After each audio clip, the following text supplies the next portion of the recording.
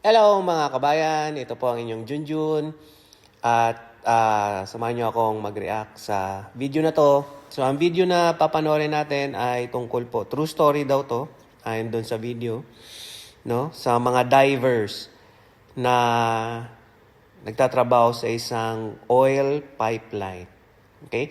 So nangyari sa kanila, habang nagtatrabaho sila, so 5 divers, habang nagtatrabaho sila, nahigop sila nung tubo, no, ng langis na pinagtatrabahoan nila.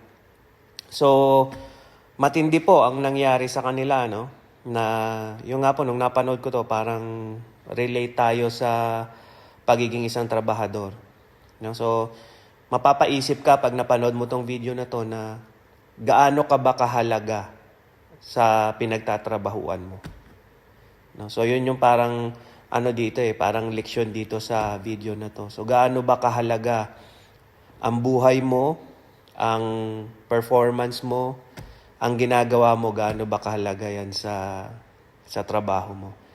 So marami kasi sa atin, no, lalo ng mga Pilipino, napakasipag magtrabaho niyan. Kaya nga sa ibang bansa, talagang requested nila mga Pilipino dahil sa dedication, no, at sa performance. Okay? Isa tayo sa mga number 1. Kung hindi man number 1, isa tayo sa mga number 1, mga Pilipino. So nakakalungkot sa mga nangyari sa mga manggagawa na to. No? Kung ang totoo man, sabi kasi true story to. No? Napakalungkot talaga. So, ito nga, panoorin natin. Tapos mag-react. Okay, magre-react ako sa video na to. Okay, sabay-sabay natin panoorin. So, Jun-Jun is in. The moment they unscrewed. This is a true story. 5 workers were inside a sealed underwater facility, dismantling an oil pipe. Due to the significant pressure difference inside and outside the pipe, the moment they unscrewed the bolt, the pipe sucked everything around it into the underwater pipeline. Throughout the process, they were dragged from the pipe's opening all the way to near the end of the pipe by the immense suction force. The ordeal underwater lasted over a minute, filled with darkness and terror. Fortunately, when the suction stopped, they found themselves in a slightly raised section of the pipeline. The air that had been sucked in also accumulated there. After they regained their senses, they took a head count and reported their physical conditions. All 5 suffered varying degrees of abrasions, with the most serious injury being a broken leg and loss of consciousness for the second person in line. Additionally, their oxygen tanks were nowhere to be found. The confined space had little air, making it unsuitable to wait long for rescue. The group then discussed how to save themselves. One person suggested they had entered head first and should try to back out the way they came. However, the other 4 believed they had entered feet first and should simply crawl forward.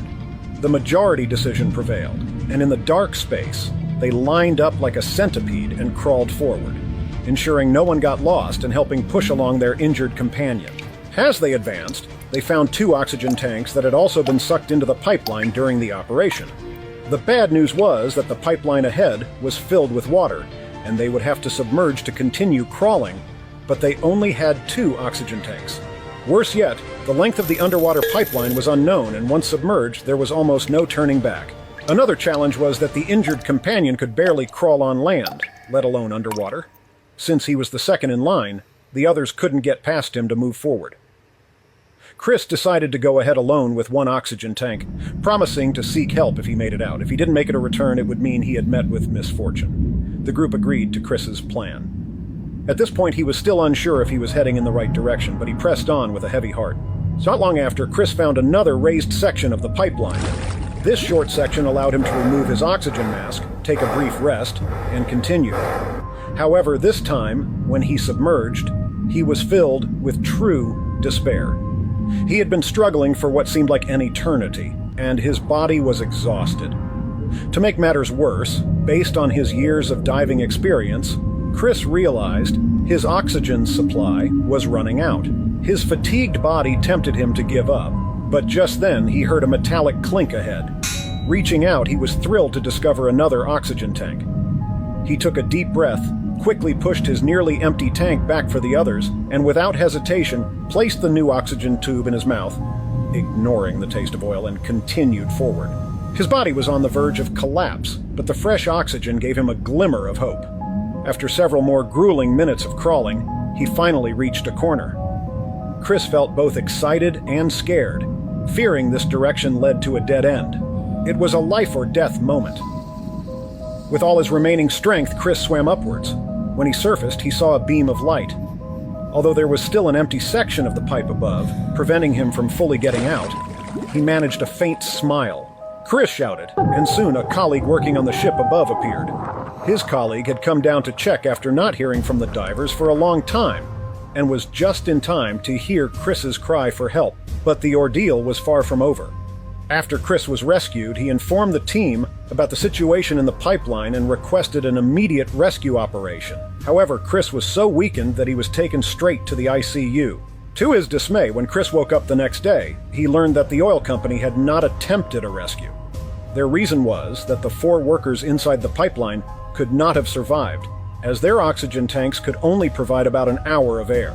However, a diver later tapped on the pipeline where the 4 were trapped and heard a response from inside, indicating they were still alive.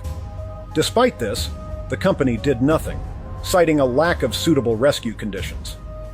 Chris then realized the oil company had never intended to save them because a rescue would require dismantling and replacing the pipeline, which was not in the capitalists' interests. Enraged, Chris stormed out of the hospital only to be restrained and sedated. To his shock, on the 4th day, divers still heard responses from the pipeline, but on the 5th day, all inside had perished. After his release from the hospital, Chris had no choice but to take the oil company to court, hoping these capitalists would face legal consequences. So, ayan nga, mga kabayan, napanood na natin yung video. Okay, so nakakalungkot ang sinapit nung 4 na naiwan. So, yung isa na sa kabila ng hirap na ginawa niya para makalabas doon sa tubo, humingi siya ng tulong. Nung nakalabas na siya, sinabi niya nangyari, humingi siya ng tulong. Tapos, chinek pa ng mga tauhan ng kompanya, ibang divers, chinek pa nila. Tapos, meron pang sign of life. Kumbaga, meron pang response doon sa tubo. Ibig sabihin, may buhay pa doon. Pero, ano ang ginawa ng mga capitalist or mga may-ari ng pipeline ng langis? Wala